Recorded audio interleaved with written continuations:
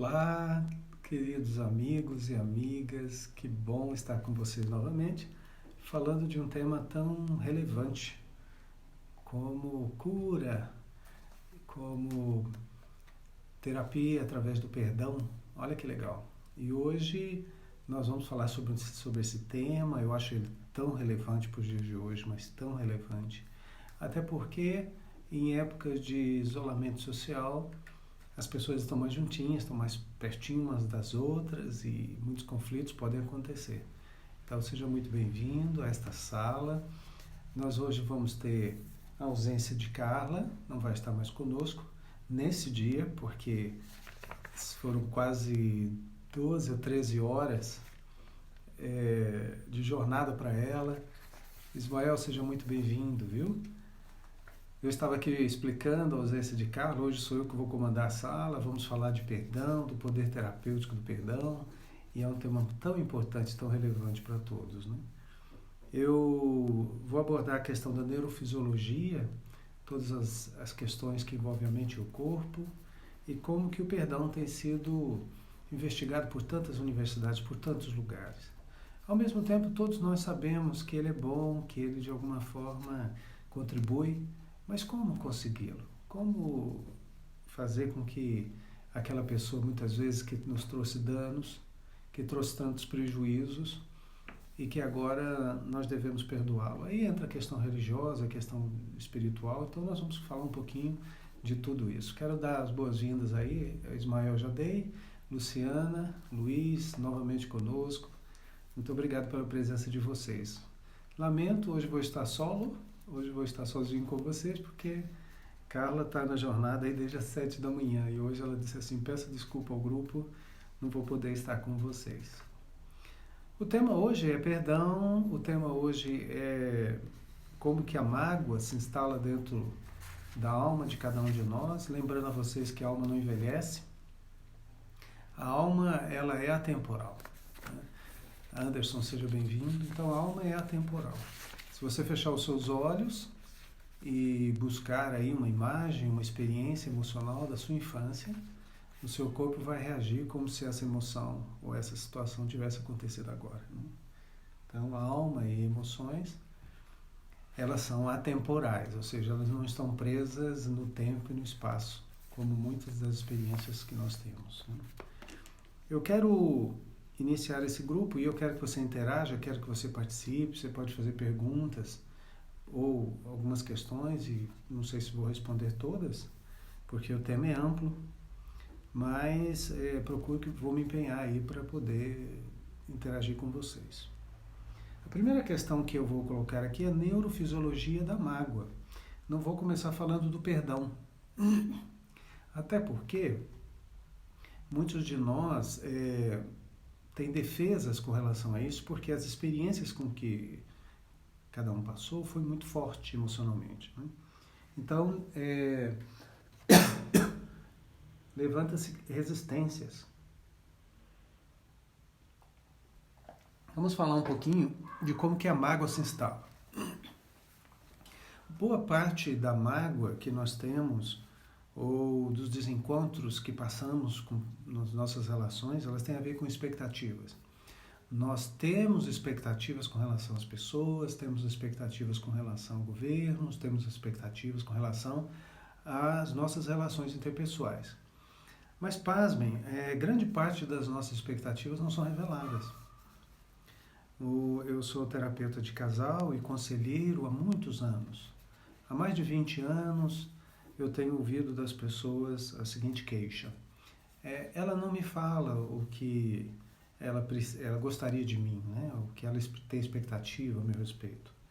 E do outro lado, ele também não me entende, porque eu também não conheço quais são as expectativas dele, né? Então, há um desencontro da comunicação, há um desencontro das emoções nesse campo. Então, boa parte das pessoas não revelam as suas expectativas. Ou quando revelam, elas utilizam um tom de voz inadequado, um ambiente inadequado, um momento inadequado. E isso ofusca, isso impede que a comunicação aconteça plenamente. Então, boa parte das queixas e das mágoas, elas estão no desencontro desencontros das expectativas. Para quem está entrando agora, eu vou repetir, Carla Campos, minha esposa, não vai poder estar com vocês.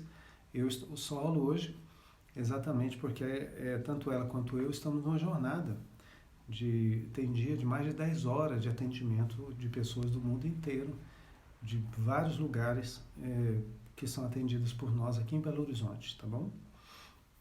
Então, a neurofisiologia da mágoa, ela está dentro de uma estrutura de envenenamento gradual. Então, vamos pensar que as pessoas estão se envenenando aos poucos, né? Bem-vindo, Luiz, novamente, Ronaldo, bem-vindo, Anderson também.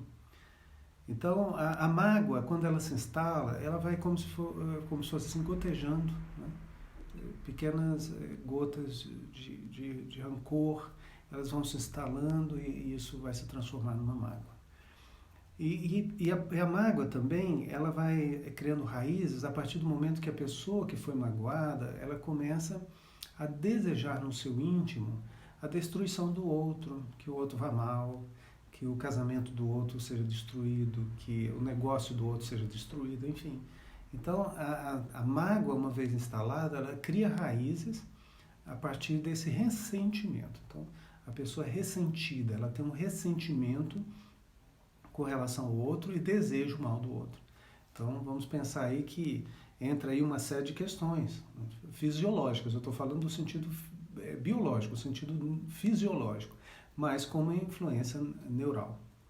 Então, o que já foi provado: aumento de pressão arterial, aumento dos batimentos cardíacos, tensão muscular, é óbvio, a pessoa não relaxa, né?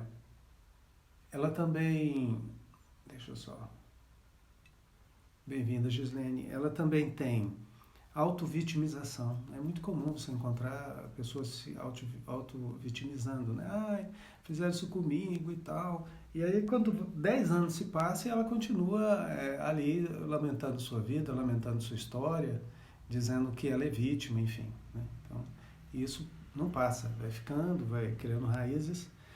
E ela leva uma influência para as outras pessoas, uma influência ruim. Quem é que gosta, na verdade, de estar do lado de alguém que fica o tempo todo se colocando como vítima da situação, né? Então ela leva essa influência e acaba afastando as pessoas, acaba, de certa forma, separando ela das demais e fica isolada. Com isso, potencializa-se também a depressão e a ansiedade. Então são pessoas que acabam criando um círculo vicioso, né? Acaba ficando refém dessa emoção, refém dessa situação que, de alguma forma, só ela pode sair. Então, por mais que as outras pessoas digam, ela continua ali sendo alimentada pela mágoa, pelo rancor, pelo ressentimento. Os anos vão se passando. Eu lembro a vocês que no começo dessa live eu já disse a vocês que a alma, as emoções, elas não envelhecem, elas são atemporais. Você pode puxar aí uma situação que você viveu aos 5 anos de idade, aos 4 anos de idade, na sua mais tenra infância, e você ao evocar essa imagem ou essa emoção, biologicamente, fisiologicamente, você vai sentir as emoções as mesmas daquela época. Então, por isso que as emoções, elas são atemporais. Você não está preso ao tempo e espaço com elas. Mas, Campos, o que eu faço a partir disso, né? Eu sei que tem alguma coisa na minha alma, nas minhas emoções, e às vezes eu vou avançando, mas de repente me lembro de uma frustração, de uma culpa, de uma mágoa. Às vezes não é com o outro, é comigo mesmo, porque fracassei onde eu não podia fracassar, eu não me perdoo com relação a isso. Isso causa um ressentimento com relação a você mesmo, né? Uma espécie de decepção consigo mesmo. Isso também traz consequências danosas do ponto de vista do seu corpo, porque você vai somatizar isso, você vai transferir para o seu corpo aquilo que é uma emoção ruim, uma emoção disfuncional. Uma questão importante aqui, que eu quero que vocês se lembrem, e nós já falamos em outras lives, é que o cérebro, ele não diferencia o que é uma realidade objetiva, né, pontual, um fato, daquilo que você imagina. Então o teu cérebro, ele vai transferir para o corpo exatamente as mesmas coisas.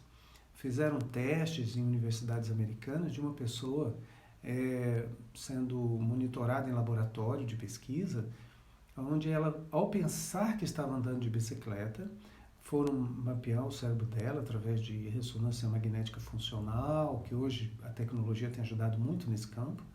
Mas o que acontece? Foram mapeadas as áreas do cérebro quando ela imaginava estar andando de bicicleta. E depois colocaram os mesmos eletrodos, ela andando de bicicleta de fato. E as mesmas áreas do cérebro que foram acionadas quando ela imaginava andar de bicicleta. E as que, de fato, quando ela estava andando de bicicleta, eram as mesmas áreas. As mesmas áreas foram impulsionadas. Então, a grande questão não é o tamanho da mágoa que você tem, o que fizeram com você, ou deixar de fazer, ou o que você fez a si mesmo ou aos outros. A questão é como sai dessa areia movediça, porque quanto mais você se mexe, se move, ela afunda mais você. Porque aí o sucesso ou o progresso daquele que te magoou te ofende, e aí você começa a entrar numa situação de desejar tanto mal do outro que qualquer coisa que o outro faça angustia a você. Então, o peso é contigo, o peso quem carrega é você. Então, nós vamos aqui jogar luz nesse tema para você poder ficar livre disso, né? De alguma forma, pelo menos, dar o primeiro passo, né, na direção da sua cura. Perguntas que podem lançar luz sobre essa questão. A primeira, quem que é a pessoa mais madura? Quem é a pessoa que está mais lúcida, mais equilibrada nessa situação de conflito, ou nessa situação de mágoa ou de ressentimento na relação? Quem é que está mais maduro, lúcido e equilibrado? Essa é a primeira pergunta. A segunda, qual que é o seu papel e responsabilidade diante dessa mágoa, diante dessa situação, diante desse desencontro, né? Qual que é o seu papel? Qual que é a sua responsabilidade? Como e por que o conflito foi gerado?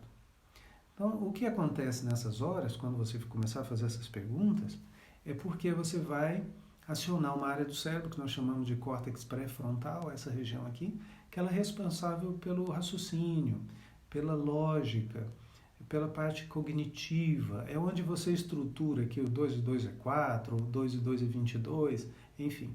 E você vai transportar essa informação do teu sistema límbico, que gerencia todas as suas emoções, para um sistema mais lógico. Então você precisa organizar de alguma forma o que você está sentindo. Então, como e por que o conflito foi gerado, qual que é o seu papel, até onde você pode ir com relação a esse conflito, até onde você quer ir com relação a esse conflito, né?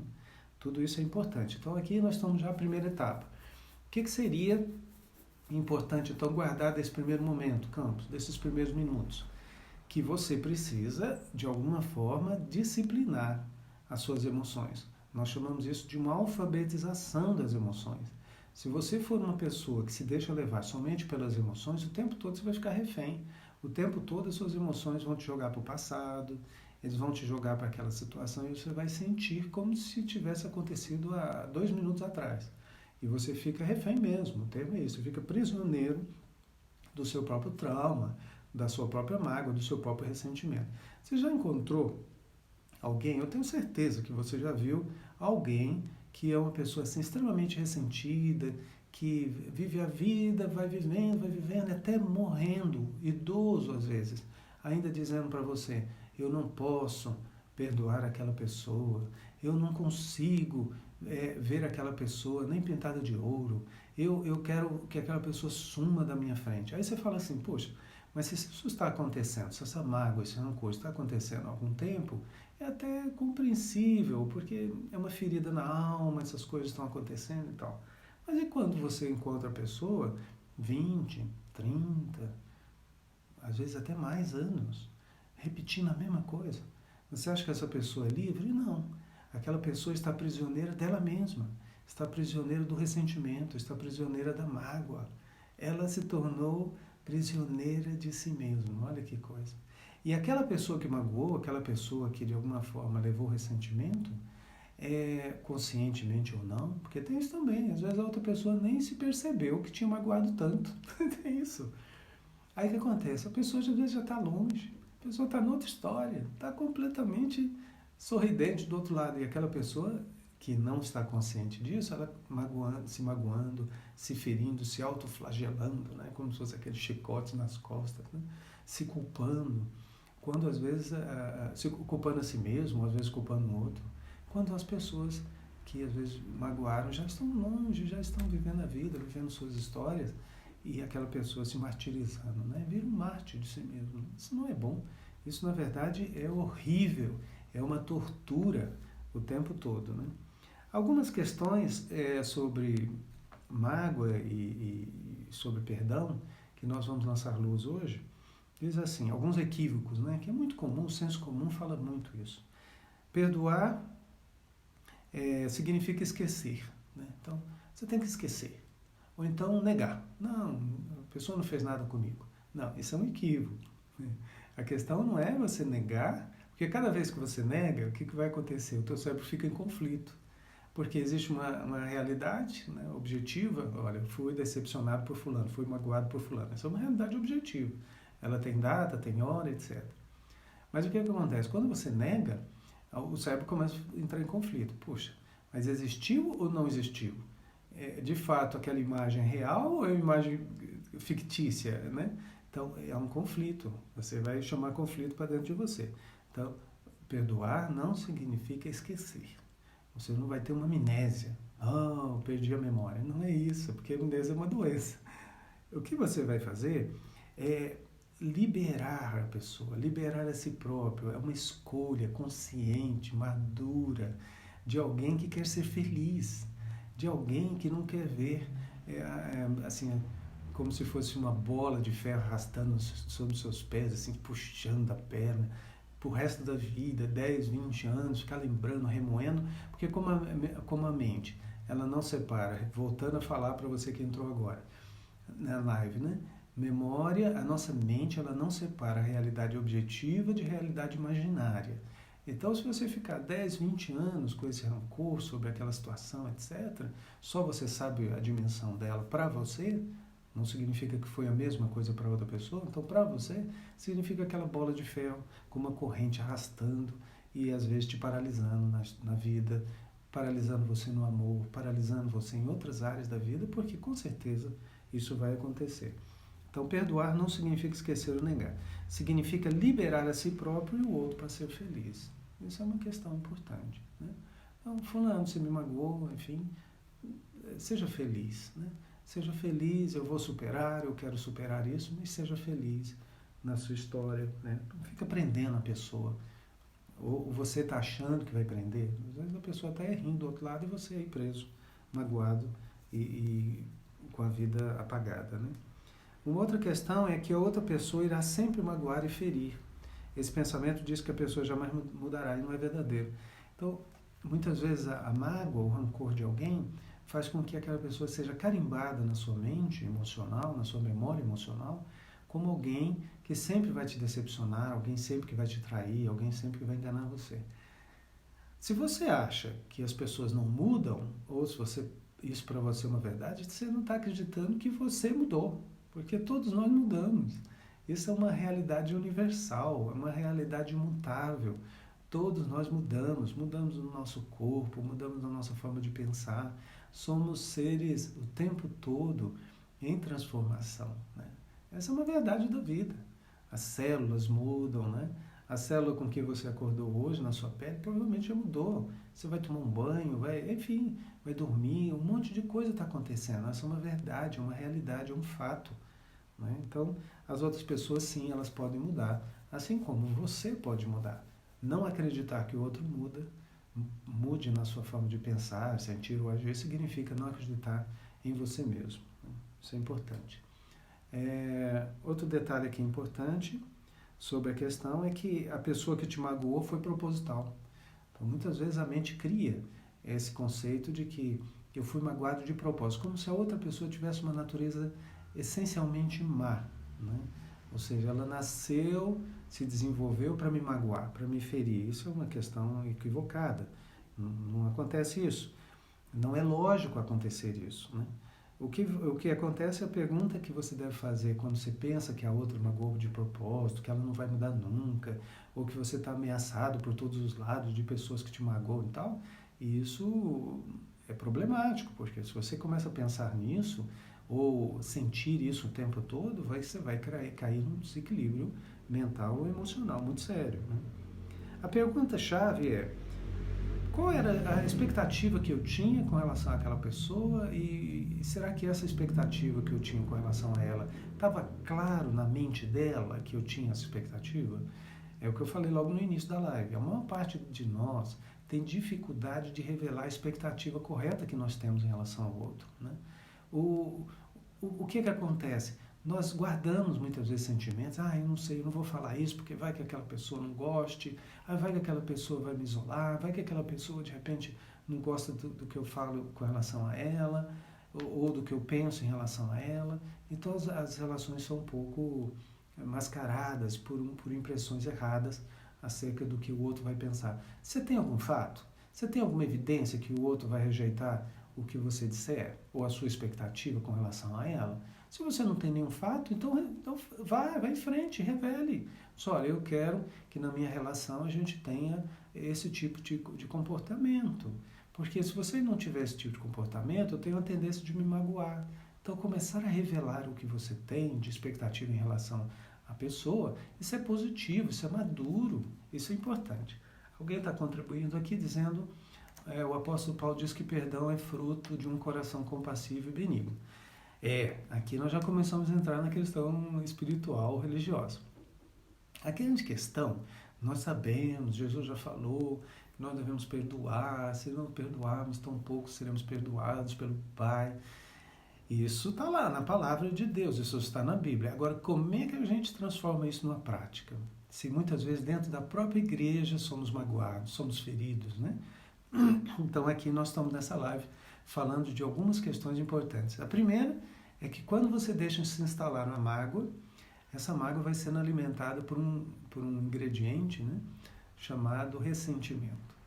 E como a sua memória, a minha mente não sabe o que é real e o que é imaginário, o tempo todo quando você trouxer isso à sua memória, em vez de trazer esperança, vai trazer desesperança. Então, a mágoa, ela é poderosa para ofuscar uma vida, paralisar uma vida. Eu conheço pessoas de ir até a morte sem estarem mais libertas em si mesmas. Não por causa de Deus, porque não se perdoam, porque não perdoam o próximo. E o que acontece? Qual é a proposta de Jesus? A proposta bíblica, né? É que você seja verdadeiramente livre. Então, vamos essa noite falar dessa liberdade, e essa liberdade é possível. Então, revelar as expectativas com relação a outra pessoa é extremamente positivo. Procure um ambiente, um lugar, uma forma de comentar, mas diga qual é a expectativa que você tem. Outra questão, né? Permita que a outra pessoa também diga, né? Qual a expectativa que ela tem a teu respeito. Uma questão importante aqui, eu quero fazer uma contextualização, vamos dizer assim, vamos pensar em termos de uma empresa. Todo final de ano, uma empresa faz um balanço daquilo que tem estoque, daquilo que faz o que a gente chama de um inventário. Mas será que na nossa alma é possível também, Campos, fazer um inventário? É possível, eu te proponho isso hoje. Te proponho isso essa semana, faz um inventário. E acontece uma coisa quando as empresas fazem esse inventário, é que às vezes ela descobre prejuízos. Tá? Ela descobre, os bancos fazem isso, as indústrias, todo mundo faz. Então o que acontece? Faz um balanço e está lá, poxa, tivemos perdas. Essas perdas, elas são contabilizadas, mas elas não são carregadas de nenhuma forma para o balanço seguinte. Elas são contabilizadas, se tiver que distribuir isso entre os acionistas, distribui. Se tiver que fazer remarcação dos preços, faz. Mas quando chega no dia 1º de janeiro do ano seguinte, essa empresa está numa outra história. É uma outra história econômica sendo descortinada, né? E como nós fazemos isso na nossa alma? Sim, podemos fazer. De repente você começa a dizer, eu vou fazer um balanço. O Campos falou um negócio para mim interessante. Eu vou começar a fazer um balanço, vou escrever mesmo. Olha, até hoje, o mês de março, eu ganhei isso, ganhei aquilo. Eu tenho estoque para mim, muita alegria, muita paz. Isso aqui, mas isso aqui eu já perdi. Eu perdi isso, perdi aquilo. Faz isso. Agora, quando que um balanço ele é fechado? Quando ele fica 0 a 0. Então, quando ele fica 0-0, é o fechamento do balanço. Alguém está contribuindo aqui? É importante ver os ofensores como vítimas, compaixão demonstrada por Jesus e por Estevão mesmo. Agora, não é fácil, mas é possível. E nós vamos falar um pouquinho sobre isso, sobre esse olhar mais compassivo, esse olhar, nós chamamos isso em inteligência emocional de um pensamento consequencial.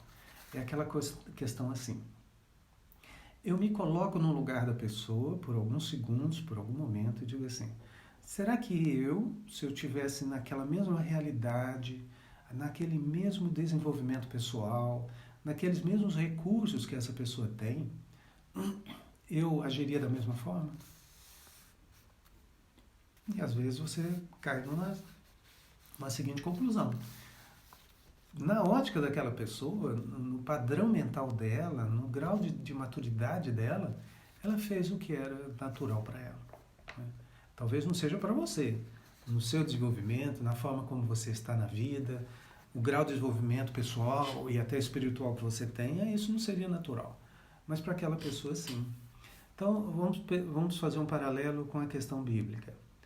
O perseguidor da igreja, chamado apóstolo Paulo, e o chamado Saulo de Tarso, e o apóstolo Paulo, eles são as mesmas pessoas, só que eles estavam em estágios diferentes da vida. Então, para Saulo de Tarso, o apedrejamento de Estevão, ou a perseguição aos cristãos, era extremamente natural, lógico, legal e espiritual. Ou seja, as motivações com que ele fez o que ele fez, naquele dado momento, naquele espaço de tempo, se nós parássemos o Saulo de Tarso, o perseguidor, aquele que carregava cartas para prender os cristãos, você vai encontrar uma pessoa cheia de verdades, cheia de conclusões, de raciocínios, de religiosidade, e afirmando, olha, eu estou fazendo o que é correto diante de Deus e diante da igreja, ou diante do mundo judaico, né? Diante do judaísmo. Porque ele se autoproclamava um homem correto e aquele que seguia toda a lei. Né? Agora, qual é a diferença então do mesmo homem, só que agora a outra versão? A outra versão, a mente dele foi inundada de verdades que naquele momento ele desconhecia. Né? Quando você tem um encontro, verdadeiramente, uma experiência com Cristo, eu sempre separo assim, Deus não vê o mundo entre as pessoas que fumam ou não fumam, que bebem cerveja ou não bebem, que veste roupa curta ou veste comprida. Essas separações, essas diferenciações, elas são humanas e são religiosas. Deus separa o mundo entre aqueles que já tiveram experiência com Cristo e aqueles que ainda não tiveram. Então, para mim, basicamente, eu defendo esse ponto de vista. Então, o Saulo de Tarso ainda não tinha tido uma experiência genuína com Cristo. Então, para ele, aquilo que ele estava fazendo é extremamente justificável. Né? Como para muitos que nos cercam. Quem sabe você começou a caminhar com Cristo e foi criticada, às vezes por pessoas da sua própria casa, foi alvo de piadas, de situações tão constrangedoras, humilhantes. Ainda está, quem sabe? E aí você diz assim, puxa, como é que eu me comporto com essas pessoas? Minha sugestão como terapeuta, minha sugestão como pastor, minha sugestão como um líder é assim, não busque justiça própria. Não busque fazer do seu próprio jeito, porque do seu próprio jeito, o que vai acontecer? Você vai lançar também, muitas vezes, palavras de rancor, palavras de ressentimento. Em vez de você aplacar, você vai alimentar mais. Né? Não foi isso que nós fomos ensinados através do nosso amado Jesus. Você não tem ideia de como ele foi magoado. O que nós vamos ler na Bíblia é uma parte. Com certeza, não temos tudo que ele passou. Né? Eu tenho certeza que ali nós fomos poupados um pouco, até de vermos a humilhação que ele já passou, né? de conhecermos. Então, o que acontece conosco é que na busca, muitas vezes, de uma justiça própria, de fazer do nosso jeito, é aquela coisa assim, o mundo será melhor do meu jeito, por causa da minha experiência religiosa, do meu jeito de ver o mundo, etc. O que acontece? você vai, às vezes, passar com um trator em cima de uma plantação de alface. Frágil, e aí de repente você magoou, feriu e até afastou essa pessoa de uma experiência com Cristo tão genuína e tão bonita. Então eu parei no ponto de que você deve fazer um balanço e, de fato, o que é saldo devedor, você colocar como perda ou aquilo que você coloca como perda, colocar da forma adequada. Agora, quando você faz um balanço, você também descobre aprendizados, olha que legal.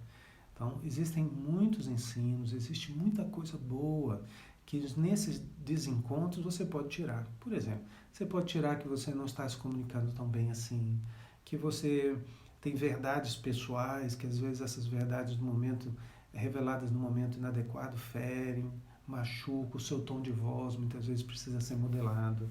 Tudo isso faz parte do aprendizado. E o perdão, ele é terapêutico. Você não vai passar por uma questão só de certa forma, para você aprender a perdoar. Enquanto você tiver vida, vão existir situações de confronto, situações onde você, muitas vezes, estando correto ou correta na sua verdade, você vai ser magoado, enfim, isso vai fazer parte. E aí surge uma questão importante do apóstolo Pedro para nós. Mateus capítulo 18, versículo 21 e 22, o nosso querido Pedro, ele se aproxima de Jesus e faz uma pergunta. Ele diz assim: Senhor, quantas vezes deverei perdoar o meu irmão quando ele pecar contra mim? Até 7 vezes? A pergunta de Pedro é bastante interessante. Por que ele fala esses 7? Os judeus, eles tinham uma regra religiosa de que até 3 vezes seria até razoável perdoar. Acima de 3, não. E o apóstolo Pedro, ele vai um pouquinho mais longe. Ele diz assim, 3 é o costume, né? Mas eu vou até 7. Jesus, até 7, olha, eu já estou dobrando e até um pouquinho mais longe. 7 vezes, tá bom, Jesus? E a resposta de Jesus, eu tenho certeza que causou um espanto em todos, porque ele diz assim, eu não lhe digo não até 7, mas 70 vezes 7, né? Nós estamos falando de 490 vezes. O que Jesus está propondo para mim e para você essa noite? É que o perdão, ele não é uma questão quantitativa. Imagina você ficar contando, eu já perdoei essa pessoa, deixa eu ver, 122 vezes 123. Ai, gente, eu me perdi. Esse perdão aqui é o 122 ou o 123? Eu não sei onde é que eu estou anotando isso mesmo. Você não vai fazer isso. O que Jesus está propondo, ele está dizendo assim, não é uma questão quantitativa, é uma questão qualitativa. É um estilo de vida. É um estilo que eu estou propondo a vocês de alguém que não carrega sobre os ombros pesos de mágoa, de rancor, para andar cabisbaixo, andar, quem sabe assim, arqueado. Não, para você andar ereto, que tem um Deus de justiça sobre você, um Deus que cuida de você, um Deus que espera de você nada mais, nada menos do que uma alma leve, uma mente fértil, desimpedida, onde os obstáculos de ressentimento e mágoa já foram retirados. E aí você caminha leve, crendo que as pessoas podem mudar, as pessoas podem voltar atrás, as pessoas podem se arrepender, assim como você. É isso que Jesus está pedindo nesse momento. Ele diz assim, olha, tenha liberdade comigo, seja verdadeiramente livre, tenha essa alma inundada de tanto amor, de tanta compaixão, a ponto de você ser um muro de concreto tão forte que aquele momento de ressentimento, mágoa, humilhação, quem sabe perseguição, vai bater e escorrer. Ele não vai pegar em você, não vai penetrar em você, não vai ofuscar a minha experiência contigo, não vai tentar ali colocar uma contaminação naquilo que você, na relação que nós temos os dois. Né? Então Jesus é isso que ele está propondo. Ele está dizendo para Pedro assim, olha, esquece essa coisa de ficar medindo, né? São 3 vezes, eu perdoei essa pessoa 3 vezes, essa aqui é a segunda, ele tem direito a mais um perdão. Não, isso é uma questão religiosa. Por isso que eu falo, quando nós temos uma experiência genuína com o Senhor, com Deus, isso tudo muda. A perspectiva muda, né? E eu me lembro de um livro que li chamado Refúgio Secreto. Esse livro fala da Mary T. Boone, que foi prisioneira no campo de concentração na Segunda Guerra Mundial. E ela, uma cristã convicta, viu sua irmã sendo torturada. Eram coisas terríveis. O livro, e tem até um filme, vocês podem encontrar isso nas redes na Google, enfim. Eles deixavam assim nos campos de concentração as mulheres nuas, todas perfiladas no gelo, no frio, para que elas morressem de doenças oportunistas como pneumonia e outras questões. E inclusive a irmã dela morre no campo de concentração e ela é salva desse campo por um milagre. Eu peço que você leia, que é muito interessante. Mas o ponto é que ela estava na igreja pregando. E depois do culto, ela ficou cumprimentando as pessoas e veio um senhor cumprimentar. Quando ela olha para aquele homem, era o guarda do campo de concentração onde ela esteve presa. Ela diz assim, por um instante, passou como se fosse um filme na minha mente, né? De todos os horrores que eu passei e esse homem estava lá. Né? E aí o que ele faz? Ele estende a mão para ela na igreja, olha para ela e diz assim, que bom que Jesus nos perdoa, não é? E ela diz que a mão dele ficou estendida e ela passava assim, será que eu cumprimento? Será que eu digo que bom ou não? O que eu faço? Esse é o homem, foi o carrasco que estava lá. Aí ela diz que ela cumprimenta ele na igreja e diz assim, que bom que Jesus nos perdoa. Ela não se coloca acima nem abaixo, ela se coloca igual, todos sob o mesmo amor de Deus, todos sob as mesmas misericórdias e compaixão de Deus, né? Aqui tem uma contribuição, se alguém tiver algo contra mim, eu preciso ir até a pessoa. Olha, aqui é interessante, depende. Por que depende? A questão do perdão, a primeira coisa que vocês precisam compreender é que ela atinge a você. Então, o perdão, ele é lenitivo, ele é terapêutico para você. Então, naquele primeiro momento, você precisa trabalhar dentro de você, onde que essa mágoa começou. Eu vou aqui propor para vocês 5 níveis de experiências com o perdão. Então, a primeira coisa é, racionalize a sua experiência. Então, você precisa transformar isso, trazer para cá, para a parte cognitiva, e trazer uma certa lógica para que o seu cérebro possa ajudar você também. Então, quem foi que me magoou? Quem foi que fez o que fez? Você pode escrever isso no papel, fique com você, não precisa você ficar mostrando isso para as pessoas, né? Quando foi? Por que eu fui magoada? Ou passou por alguma situação mais traumática? Por quê? Qual foi a minha reação no momento que eu fiz? Eu fiquei paralisada, eu não soube o que dizer, e depois eu até pensei em procurar a pessoa, mas não procurei. Tente escrever isso. Havia outra opção, né? Eu tinha outra opção naquele momento. Por que eu não lancei mão disso? Por que eu não reagi? Por que eu não falei para a pessoa que aquilo que ela estava falando para mim ou fazendo comigo me magoava? Né? Enfim, esse é um momento da racionalização. O segundo passo é você avaliar-se. Será que isso que eu passei mudou minha visão de mundo? Mudou a minha visão sobre a igreja? Sobre a experiência cristã? Será que isso alterou? Né? Como é que eu estou lidando com a minha raiva? Né? Como é que eu estou lidando com isso? Eu estou internalizando? Eu estou buscando ajuda terapêutica? Eu estou fazendo o que com isso? Né? Eu estou montando um altar? Tem gente que é assim, monta um altar para a dor, né? Monta um altar para a mágoa, para o ressentimento, e fica ali todas as vezes se curvando, é isso mesmo, né? E fica alimentando essa situação. Você tem algum medo de expor a sua vergonha ou culpa? Né? Porque quando a gente fala do medo, ele também é terrível, no ponto de vista assim, que ele tenta te paralisar. O medo muitas vezes te faz paralisar diante da cura, diante da restauração. Ele diz assim, fica aqui que é melhor, né? O que você fez não tem perdão, o que você fez àquela pessoa, você merece essa autopunição, fique assim pro resto da vida, morra assim e tal. Então, você tem isso, considere. De repente você diz, não, eu tenho medo mesmo de expor isso. A sua raiva afetou sua saúde, você psicossomatizou, você já internalizou isso dentro de você, de repente está sentindo dor aqui, dor ali, e de repente umas doenças que o médico diz você não tem nada, faz todos os exames, não aparece nada, são as chamadas doenças psicossomáticas. Né? Isso aqui é o mais importante agora, porque vocês precisam compreender. Qual que é o plano de ação, Campos? O que eu faço a partir daqui? Então, eu vou responder você que me perguntou se precisei até a pessoa, a partir daqui. O que você tem feito que não funcionou? Então, de repente, você está buscando uma reconciliação com a pessoa, está buscando, de repente, alguém dentro da sua própria casa, dentro da sua própria família que te magoou. Né? Então, o que você tem feito? E o que não funcionou até agora?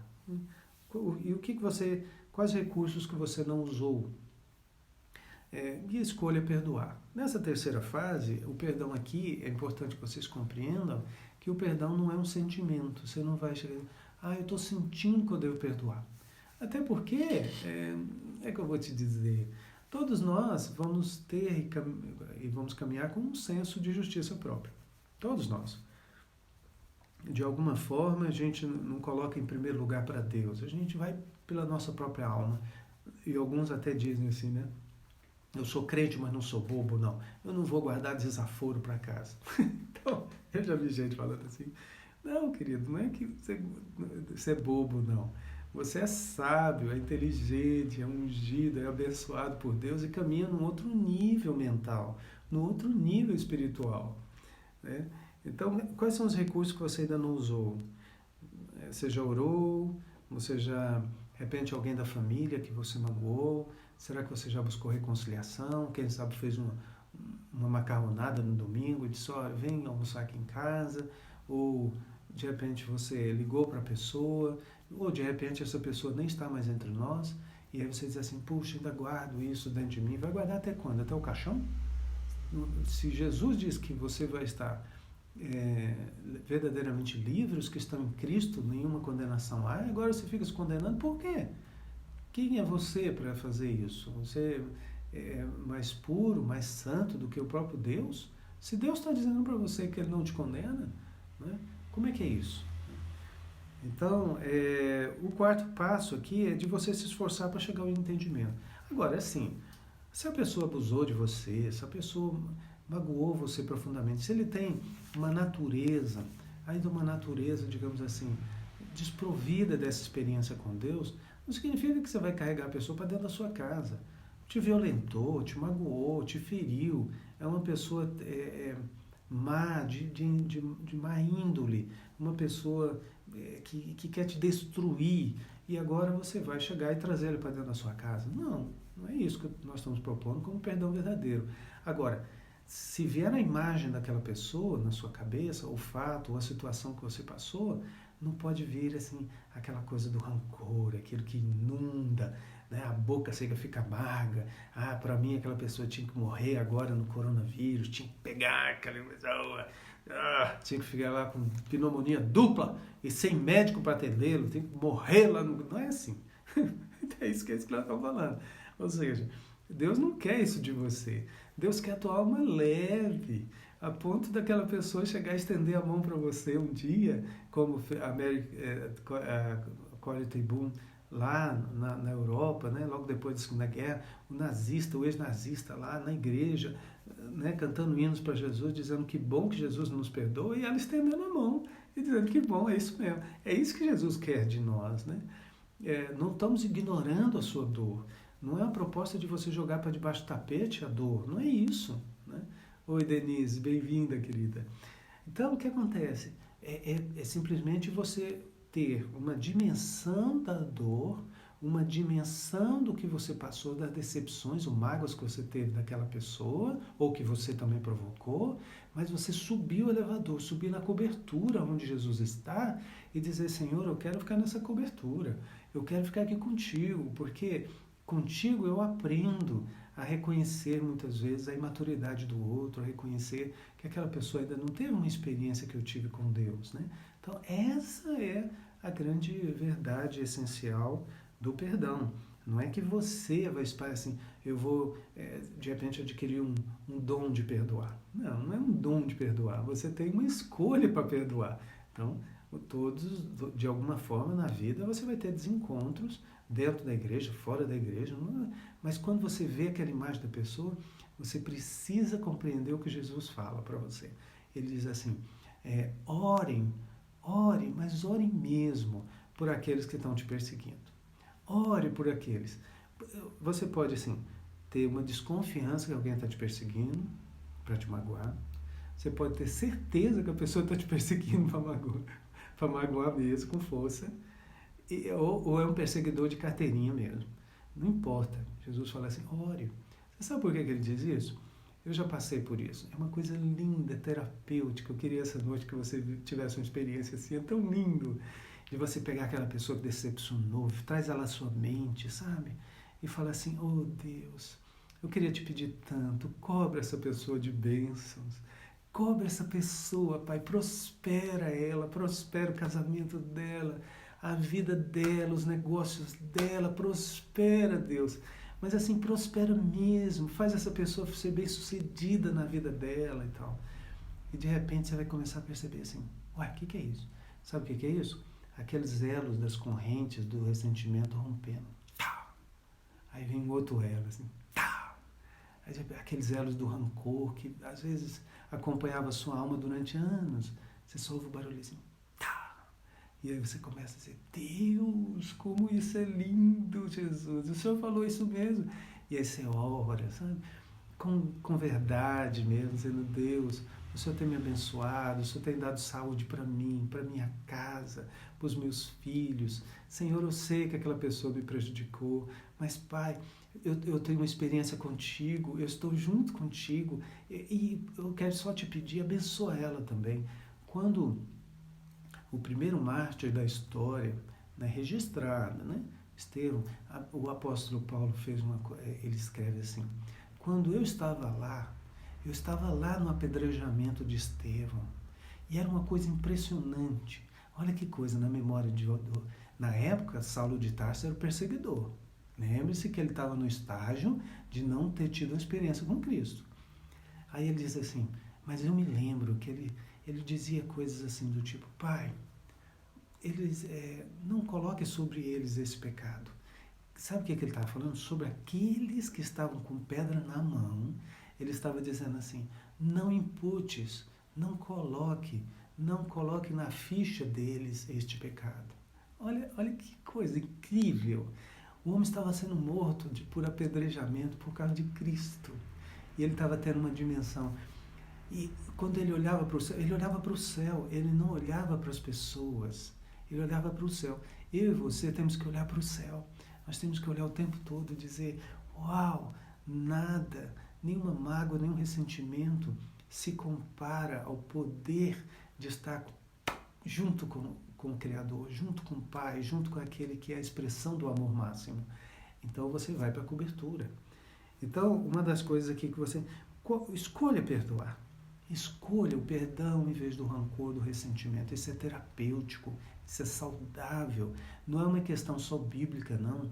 As universidades do mundo inteiro, as universidades que fazem pesquisa sobre comportamento humano, já estão monitorando as pessoas e dizendo que aqueles que têm maior facilidade de liberar perdão, nós chamamos isso na psicologia de pessoas resilientes. São aquelas pessoas que elas não negam que sofreram, mas elas levantam, sabe, recobram sua missão, recobram a sua esperança, a sua fé e avançam em direção àquilo que elas entendem ser o melhor.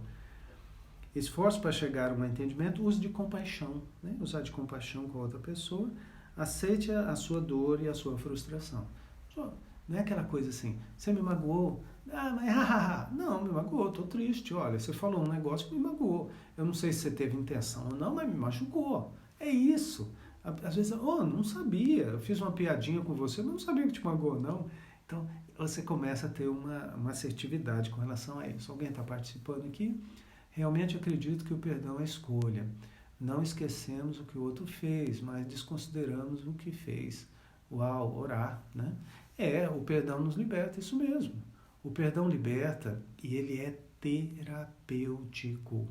E outra coisa, está à sua disposição, é só uma questão de você e não tem efeitos colaterais. Os efeitos colaterais tem, o perdão tem. Qual é o efeito colateral de você ter um estilo de vida altamente resiliente, altamente perdoador? O efeito colateral é esse. você vai começar a ter uma visão positiva da vida, do mundo. Tá todo mundo, o mundo é assim, as pessoas são assim, corruptos, o mundo acabou e tal, e você tá ali. Não, você tá brincando. Tem isso também, mas olha só, você está vendo do outro lado o que está acontecendo, o que Deus está fazendo? Né? Você começa a ter uma visão positiva da vida. Você começa a enxergar com outras lentes. Essa lente do meu óculos aqui faz eu olhar para você. Se ela fosse uma lente verde, eu ia olhar para todo mundo aqui meio verde. Né? Amarelo, todo mundo meio amarelado. Porque a lente da mente é chamada também de cosmovisão, a visão que você tem do mundo e das pessoas. Né? Isso é importante, isso também é extremamente salutar. Aceite a dor, a negação vai fazer você entrar em sofrimento.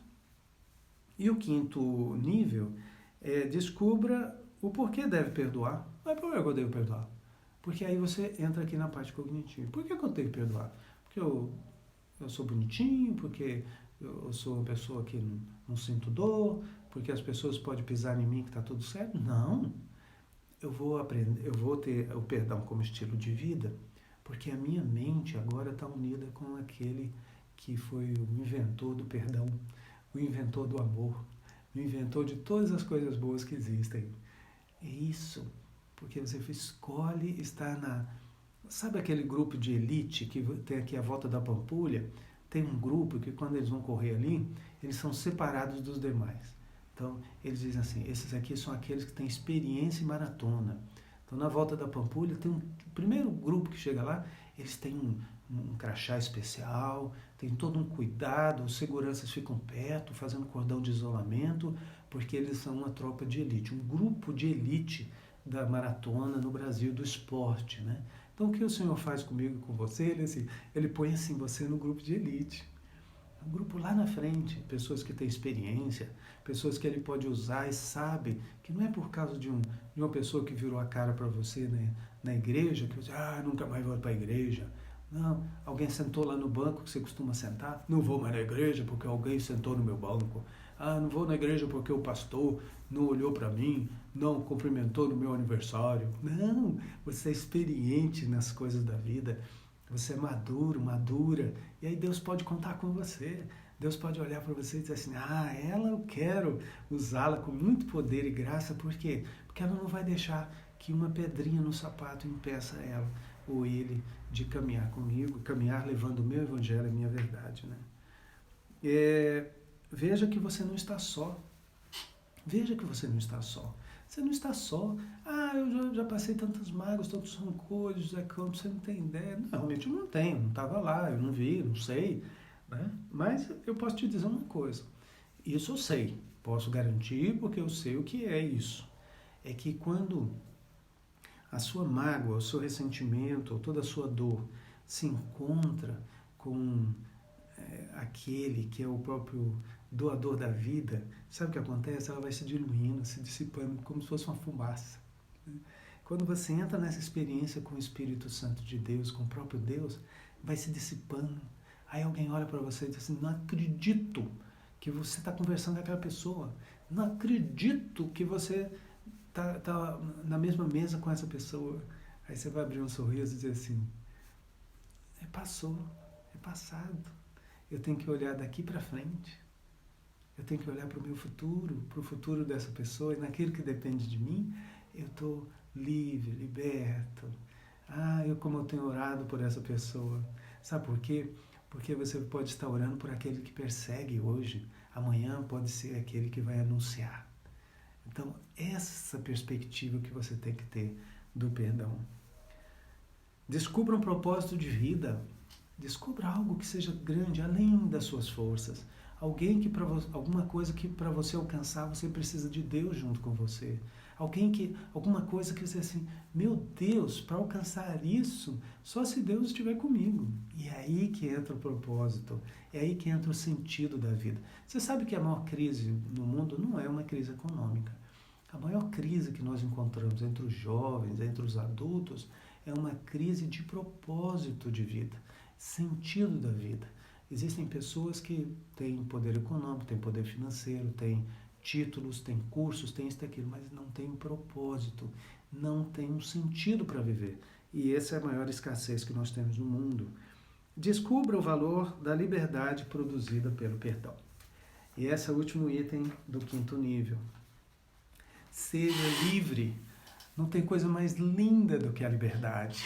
Eu já estive evangelizando em presídios, alguns lugares de segurança máxima, onde eu fui levar para as pessoas essa verdade, dizendo assim, olha, essa grade aqui, que eu estou vendo você como um prisioneiro, essa grade de ferro, ela é incapaz de prender um espírito de alguém que é livre.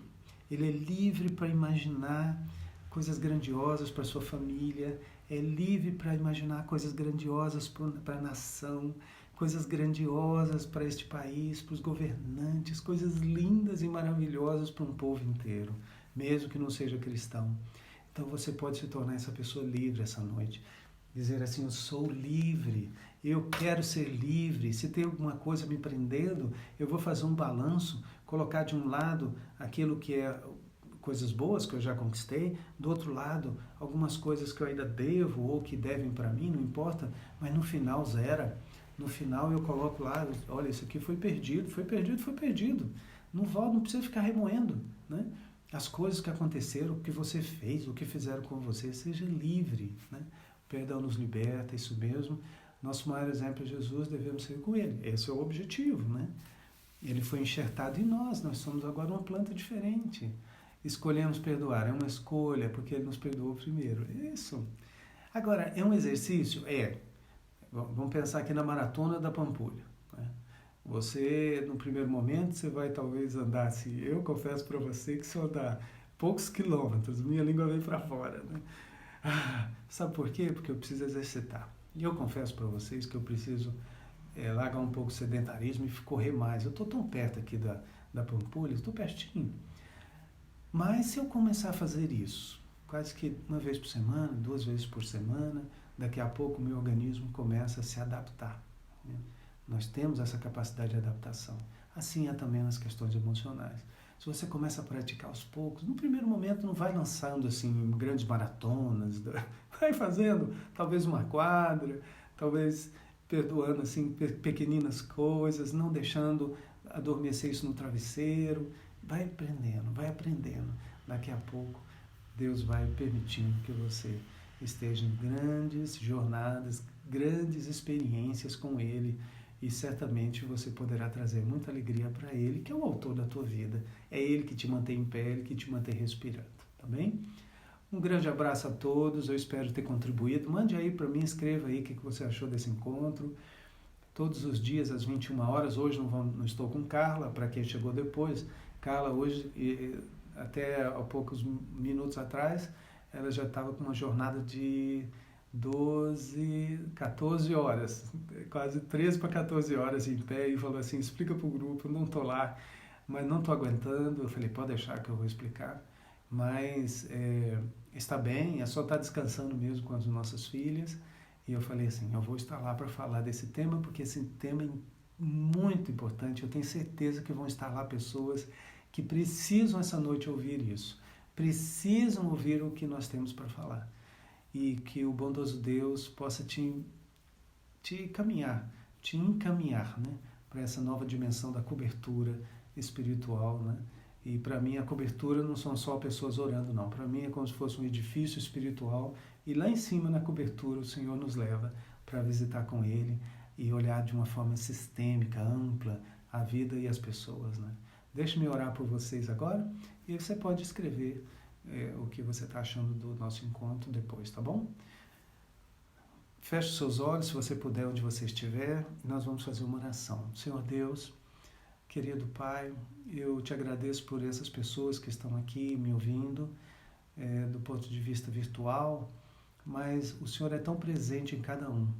O Senhor pode, nesse momento, Deus, estender a tua boa mão sobre a mente, sobre a alma de cada um, ensinando cada um, Senhor, o valor do perdão, o valor que o Senhor dá para aqueles que se lançam nessa jornada espiritual e também emocional, dispostos a viverem verdadeiramente livres, a verdadeira liberdade que só o Senhor pode dar. Por isso, Deus, despedaça os grilhões, as correntes, mostra para cada um a atitude correta, a experiência contigo, o comportamento que cada um deve ter a partir de agora. Senhor, ensina-os, ajuda-os, pega na mão de cada um, Senhor. Assim como o Senhor pegou em minhas mãos e ainda pega, para que eu possa cada dia avançar mais e mais em ser parecido contigo. Senhor, que a nossa mente, a mente de cada um aqui, seja a tua mente. Mas precisamos do teu Espírito Santo nos ensinando. Senhor, isso começa em casa, isso começa hoje, isso começa no dia a dia. Que cada um, ao adormecer aqui, possa estar mais leve, possa estar consciente do seu papel como aquele que leva o Evangelho, sobretudo não um Evangelho somente teológico e teórico, mas um Evangelho prático. Que as pessoas, ao olhar para eles amanhã, possam reconhecer a tua visitação, possam reconhecer que eles tiveram já uma experiência genuína contigo e com teu amor. Em nome do Pai, do Filho e do Espírito Santo. Amém. Amém, queridos. Esse material vai estar à disposição de vocês na linha do tempo e aí vocês podem depois acessar, compartilhar e amanhã nós vamos ter outro tema junto com vocês, tá bom? Um grande abraço, fiquem com Deus. E amanhã nós vamos falar sobre medo. Olha que legal. Esse tema já estava escolhido, previamente escolhido, então vamos falar sobre medo e como esse medo ele pode muitas vezes nos separar de grandes perigos, mas ele também pode paralisar. E amanhã nós vamos falar sobre isso, tá bom? Deus abençoe a todos e até amanhã às 21 horas. Tchau, tchau.